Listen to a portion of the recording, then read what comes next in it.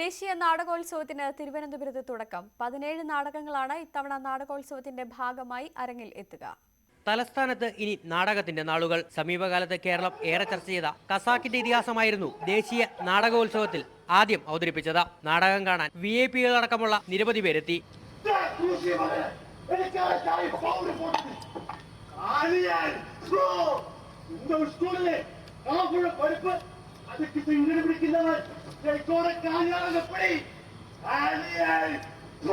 ഇരുപത്തിനാലാം തീയതി വരെ നീണ്ടു നിൽക്കുന്ന നാടകോത്സവത്തിന്റെ ഔദ്യോഗിക ഉദ്ഘാടനം ദേവസ്വം ടൂറിസം വകുപ്പ് മന്ത്രി കടകംപള്ളി സുരേന്ദ്രൻ നിർവഹിച്ചു.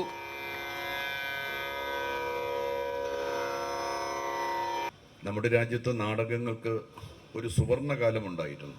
അമ്പലപ്പറമ്പുകളും ഉത്സവാഘോഷങ്ങളിലും നടന്നിരുന്ന നാടകങ്ങളും ഇതര കലാരൂപങ്ങളും സമ്മാനിച്ച അറിവിന്റെ അക്ഷയ ഖനിയാണ് ഈ നല്ല കേരളത്തെ രൂപപ്പെടുത്താൻ നമ്മെ സഹായിച്ചത് എന്നുള്ളത് യാഥാർത്ഥ്യമാണ്.